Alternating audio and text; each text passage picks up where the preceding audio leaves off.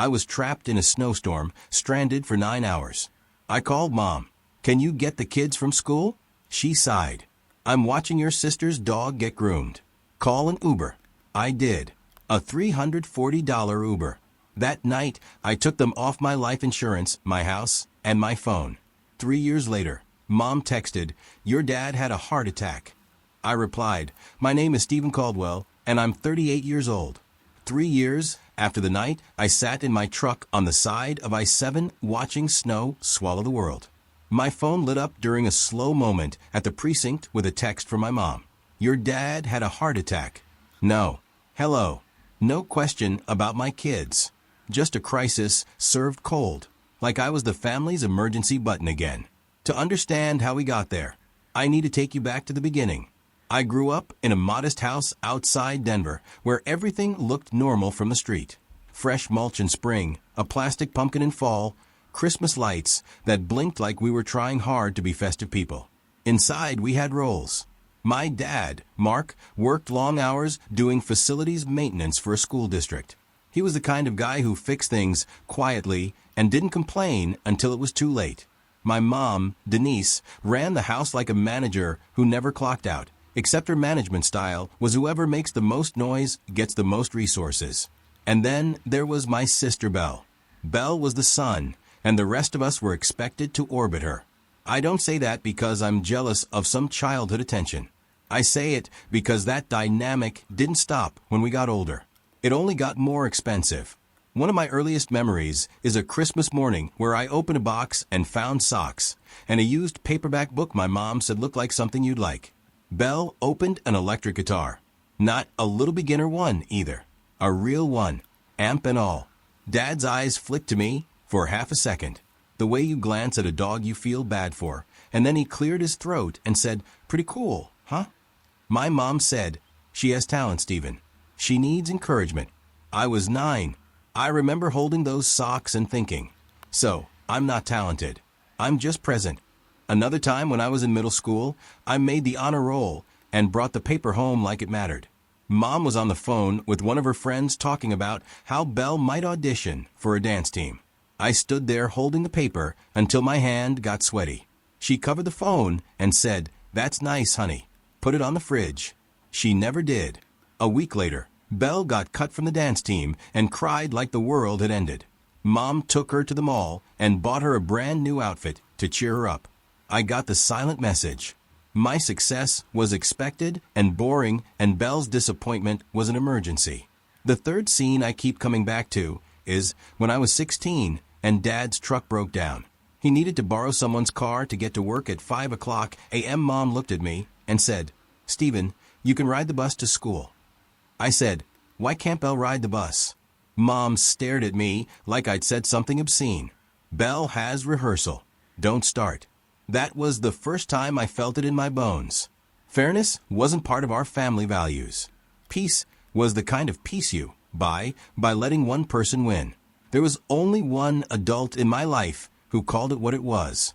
My grandpa Frank, my dad's dad, was an old-school Denver guy with a quiet voice and hands that always smelled like motor oil and coffee. He'd pick me up sometimes, and we'd go sit at a diner off Colfax, and he'd listen in a way that made me feel like my words weren't a burden. One day, after Mom had chewed me out for making things harder because I'd asked why Belle got a new phone, and I didn't, Grandpa Frank said, "Your mama loves you, kid, but she's got a blind spot the size of the Rockies. Don't let that blind spot become your whole sky." I didn't fully understand it then. I just knew it felt like someone was finally turning the lights on. I became a cop partly because I needed structure and partly because I wanted to be the kind of man who could stand between chaos and the people I loved. I joined the Denver Police Department after a couple years of community college and working security jobs. The work changed me. It made me calm in emergencies and impatient with nonsense. It made me see patterns. It made me understand that if you keep letting someone cross the same line, they don't stop crossing it. They build a house on the other side and call it theirs. I married my wife, Lauren, when I was 29. She's steady. She asks direct questions. She is not impressed by guilt trips. Those are all qualities my family found cold the second They realized she didn't automatically submit to my mom's version of reality. We have 2 kids now. Mason is 9 and Chloe is 7. They're in that stage where their backpacks look too big for their bodies, and they tell you everything they're thinking without realizing it can break your heart. When they were babies, my mom loved being grandma in public. She'd post pictures. She'd tell her friends how exhausting it was to help us so much. But the help was mostly symbolic, like showing up with a casserole and then leaving before dishes needed to be done. Belle, meanwhile, stayed Belle. She bounced through jobs. She dated men who didn't support her dreams. She moved back in with my parents twice. She cried about how no one shows up for her, while my mom built her entire life around showing up for Belle, and I became the dependable one. It started small like it always does. Dad called me once and said, "Your mom's stressing about the phone bill. Can you just add us to your plan? It'll save money." I did it. It was about $180 a month at first, and I told myself it was temporary. Then there was this small loan for Belle's car repair, $600. Then another $900 because the shop found more issues.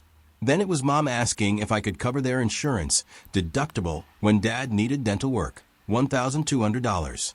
Then it was, "Stephen, your sister is behind on rent."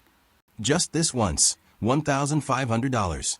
Every time it came wrapped in the same paper. Family helps family. Don't be like that. You know how hard things are. Hard things were always happening to them. Somehow, hard things never happened to me in their minds. I was a utility, a resource, a sturdy shelf they could set problems on. Lauren started noticing before I did.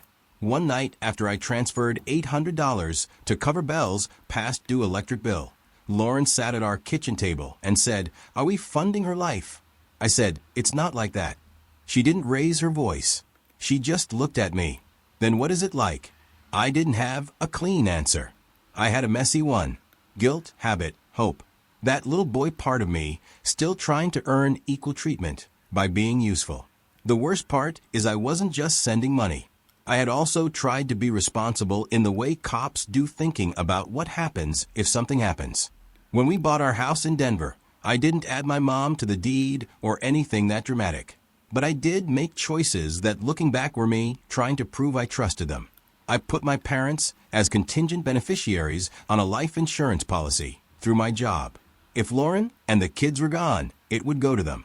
That felt normal at the time. I also gave my mom access in little ways. She had a spare key in case of emergencies.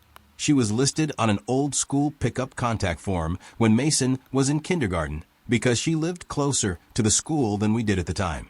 I even let her talk me into putting her name as an authorized user on one of my credit cards for emergencies, which I later learned meant for Belle emergencies. Every time I pushed back, my mom acted like I was personally attacking her character. One afternoon, I told her I couldn't loan Belle money again because we needed to replace our furnace before winter. Mom's voice went sharp. "So, your sister just freezes?" I said, "Or she budgets." She laughed like that was adorable. "Stephen, you're so rigid. Not everyone is built like you." That line, "not everyone is built like you," became her excuse for everything. It meant Belle shouldn't be expected to plan, save, or take responsibility because she was sensitive and creative. Meanwhile, my ability to be responsible became a reason I deserved less care. Then came the snowstorm. If you live in Colorado, you know how fast the weather can turn. One minute it's dry pavement and blue sky, and the next is a white wall, and every car is suddenly an abandoned idea. That day, I had been in the mountains for a required training session. Not glamorous, just a long day of classroom stuff and scenarios. The kind of thing that makes your brain feel like it's been wrung out. On the way back toward Denver, the snow started heavier than forecast. At first, it was fine. Then it got worse. Then it got stupid. Traffic slowed. Brake lights became a red ribbon into the distance. The wind pushed snow sideways, like it had a personal grudge against everyone on the road. I was still a good hour plus from home when my dashboard showed the temperature dropping and the roads turning shiny. My hands were tight on the wheel, and I could feel that creeping fear you get when you realize you might not be in control anymore. Then it happened. A semi up ahead jackkniffed. Cars stopped. More cars stopped behind them. I rolled forward about 6 feet and then stopped. And then we didn't move again. At first, people stayed calm. Engines idled. Hazard lights blinked. Someone got out and waved their arms like they could direct weather. An hour passed, then 2. The snow kept coming. The sky went gray and heavy. My phone signal got spotty. I called Lauren and told her I was stuck, but I'd get home. Her voice was tight. Stephen Mason's school closes in an hour. Chloe's too. If you're not, I know.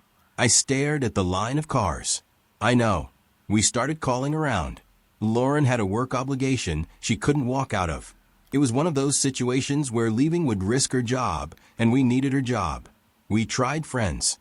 One was out of town. One couldn't get to the school because her own street hadn't been plowed. Another said she'd try, but sounded panicked. So I called my mom. It felt logical. She lived within 20 minutes of the school on a normal day. This was exactly the kind of emergency family always talks about, right? She answered on the third ring, and I didn't even do the small talk. Mom, I'm stuck on I-7. It's bad. I need you to pick up Mason and Chloe from school. There was a pause. Not the kind where she's thinking. The kind where she's annoyed you interrupted. She sighed.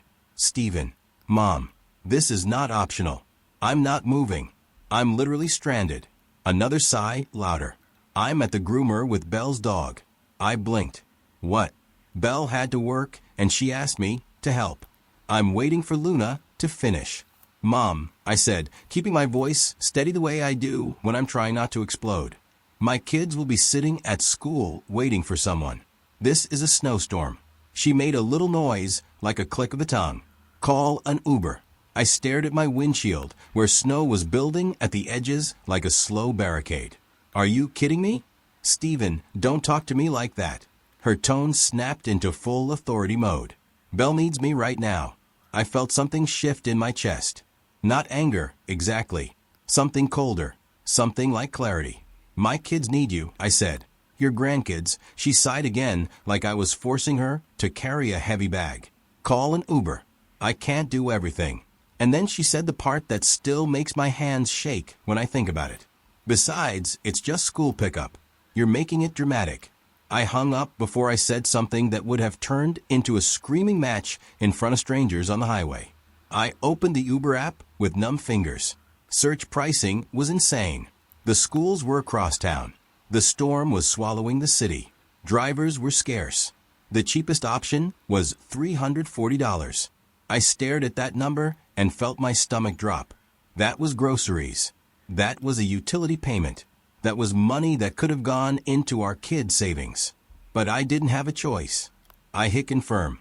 9 hours.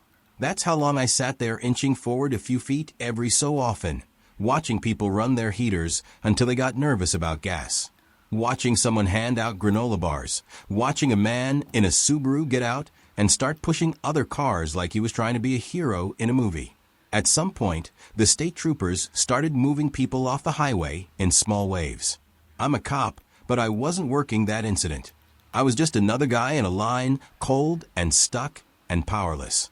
Lauren texted me when she got home. Uber got them. They're safe. Mason was crying. Chloe fell asleep on the way.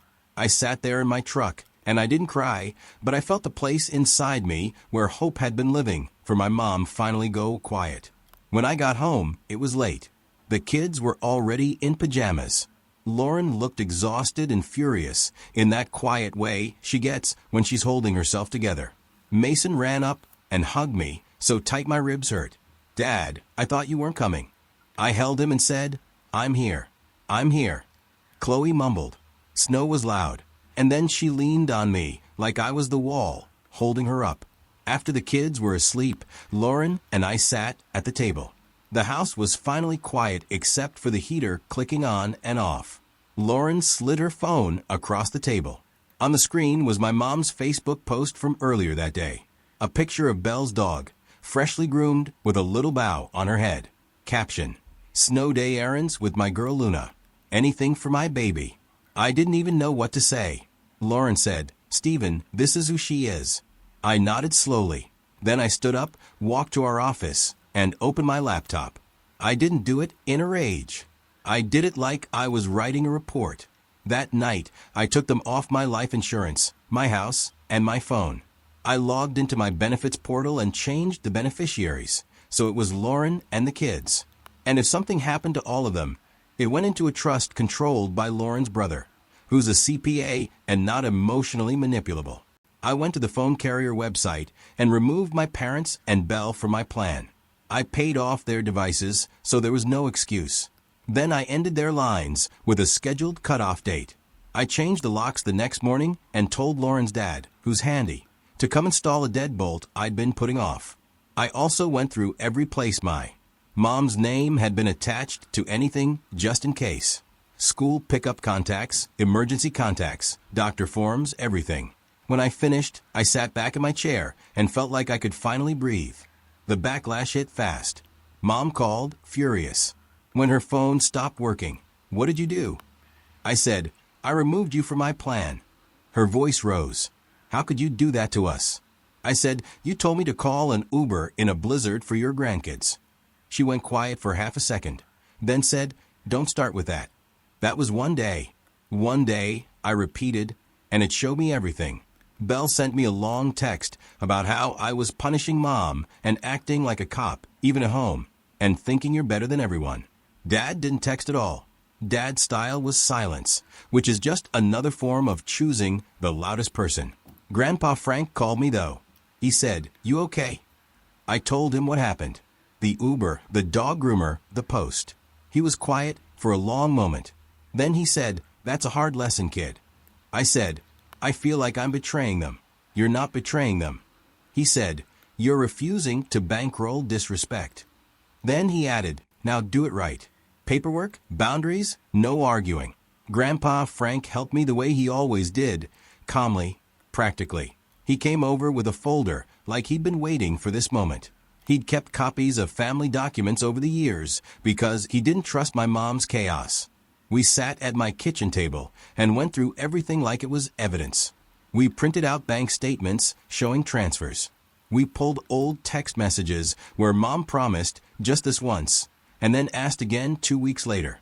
We made a spreadsheet of the money I'd sent. $600 here, $900 there, $1,500. $1,200 for $100 for a vet emergency that turned out to be Belle wanting a new crate. It wasn't about shaming anyone. It was about me not gaslighting myself anymore. A month later, there was a family event that forced everything into the open. My dad's small retirement dinner at a restaurant in Lakewood. Mom insisted we all come. She framed it like a fresh start. Lauren didn't want to go. I didn't want to go, but Grandpa Frank said, "Sometimes you show up once to make it clear you're not the villain in their story." So we went. The restaurant had that dim lighting that makes everyone's face look softer than it should. Mom wore a nice blouse and acted like we were one big happy family for the hostess. Belle arrived late, dramatic, talking about how hard her week had been. She hugged Mom like they were reunited after war. When we sat down, Mom did that thing she always does where she narrates reality. She raised her glass and said, "I just want to say how proud I am of this family. Mark worked so hard. Belle is doing her best. And Stephen, well, Stephen. Everyone laughed politely like that was a joke. I felt Lauren's hand on my knee under the table. Not squeezing, just there. Steady. Mom turned to the table and said loudly, "And I just want to say it's been difficult lately because some people have been making choices that hurt the family." Her eyes landed on me. Belle sighed dramatically and said, "We don't even have phones right now because someone decided to go on a power trip." I looked at my dad. He stared at his plate. Mom said Stephen thinks because he has a badge, he gets to punish people. He cut us off over one misunderstanding. Something about hearing it framed that way in public, like I was unstable, made my stomach settle into that cold calm again. Before the clash, I'll say this to you watching. If you've ever been in that moment where your family is telling a version of the story that makes you sound like a monster, you know how tempting it is to start yelling. I didn't yell.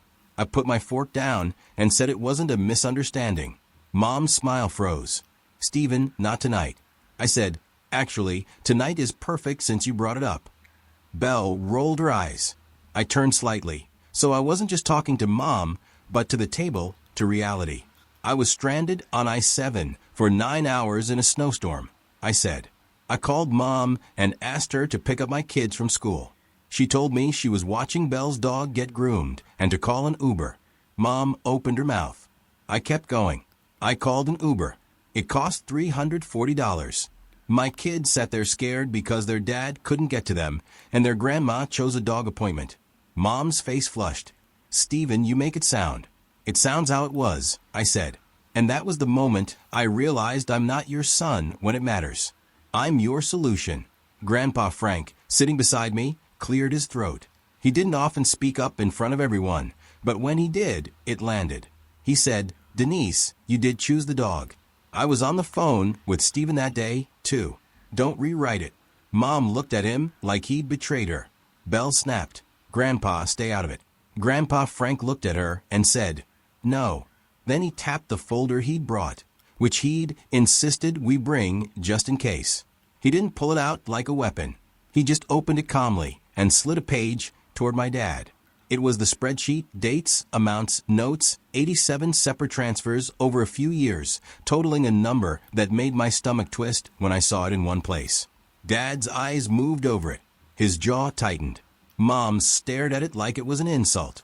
"What is this?" I said, "This is what I've been doing." Quietly while being treated like an inconvenience. Belle scoffed. "No one asked you to." Mom cut in fast. "We are your parents, and I was your son," I said, still calm. "But when I asked for help one time with your grandkids, you sighed like I was bothering you." Dad finally spoke, and his voice was small. "Denise, you should have gone." Mom whipped toward him. "Mark, don't start." He flinched, and that flinch told me everything about their marriage dynamic, too. I looked at my dad and said, "I'm not punishing anyone. I'm protecting my kids and my wife. That's my job. That's my responsibility." Mom's eyes went wet, but not in a soft way, in an angry way. "So what? We're dead to you now," I said. "You made yourselves unavailable when it mattered. I'm just making the paperwork match the reality. We left shortly after, not in a dramatic storm out. We paid our portion. We said, 'Happy retirement,' to Dad quietly. We walked out into the cold air like people leaving a courtroom. The aftermath was exactly what you'd expect. Angry calls, long texts, relatives. I barely talked to suddenly messaging me about forgiveness. My mom's sister telling me, "Your mother is heartbroken." I didn't argue. That was the key. Every time someone tried to drag me into debate, I said the same thing. "This isn't up for discussion. Please respect my decision." When Mom tried to guilt Lauren directly, Lauren said, "We're not discussing this," and blocked her. Belle posted vague things online about toxic people and blood isn't always family, which was funny coming from her. Dad called once late at night, and his voice sounded tired. "Stephen," he said, "your mom, she's upset." I said, "Dad, are you okay?" He paused. "I'm fine." That was dad language, for I don't want to admit I'm not fine. I said, "You can talk to me, but I'm not funding Belle's life anymore, and Mom isn't entitled to my resources." He didn't argue. He didn't agree. He just said, "Okay," like he was putting a heavy box down, but still wanted credit for carrying it. Over the next 3 years, my life got quieter in the best way. We focused on our kids. I coached Mason's Little League.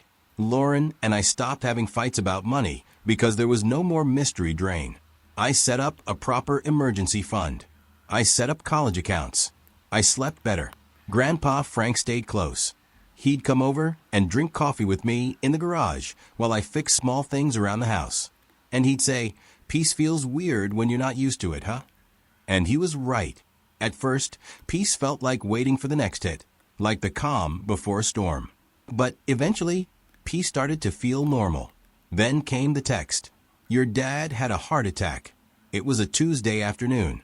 I was sitting at my desk at the precinct finishing a report when my phone buzzed. I saw my mom's name.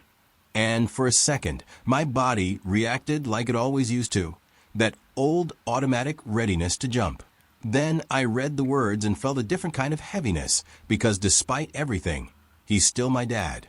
I stepped out into the hallway where it was quiet and called Lauren to tell her. She didn't tell me what to do. She just said, Whatever you decide, I'm with you. I stared at my mom's message for a full minute, watching the typing bubble appear and disappear like she expected instant access. 3 years earlier, I'd been stranded and helpless, and Mom had sighed like my kids were an inconvenience.